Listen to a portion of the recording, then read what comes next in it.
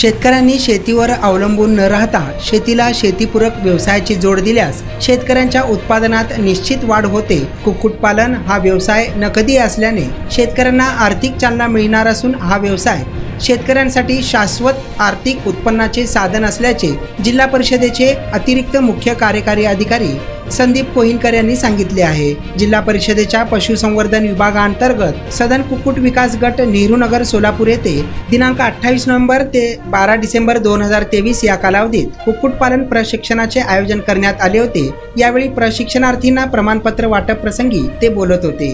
या कार्यक्रमाच्या वेळेस पशुसंवर्धन उपायुक्त समीर बोरकर, जिल्हा पशुसंवर्धन अधिकारी डॉक्टर नवनाथ नरळे, पशुधन विकास अधिकारी स्नेहंका बोधनकर, सहाय्यक पशुधन विकास अधिकारी SP माने हे उपस्थित होते। कार्यक्रमाचे प्रास्ताविक जिल्हा पशुसंवर्धन अधिकारी डॉक्टर नवनाथ नरळे यांनी केले, तर सदन कुक्कुट विकास गटचे प्रमुख व पशुधन विकास अधिकारी डॉक्टर स्नेहंका बोधनकर यांनी प्रशिक्षणाची यशोगाथा विशद केली। कार्यक्रमाचे सूत्रसंचालन सहाय्यक पशुधन विकास अधिकारी SP माने यांनी केले आहे।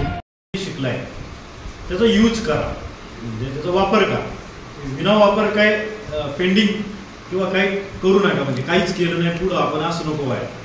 म्हणजे मला तर तुम्ही आता किती 25 लोकांची बॅच आहे, 27 लोकांची, 27च्या 27 लोकांचं काहीतरी तुमचं तुम्ही पायावर स्वतःच्या पायावर उभं राहिलेलं मला दिसलेलं पाहिजे।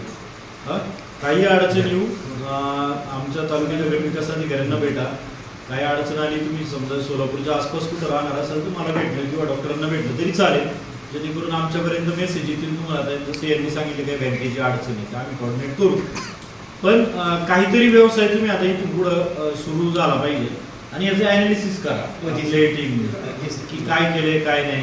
प्रशिक्षण चांगलं दिलंय तुम्हाला, प्रॅक्टिकल दिलंय, फील्ड व्हिजिट पण केलं।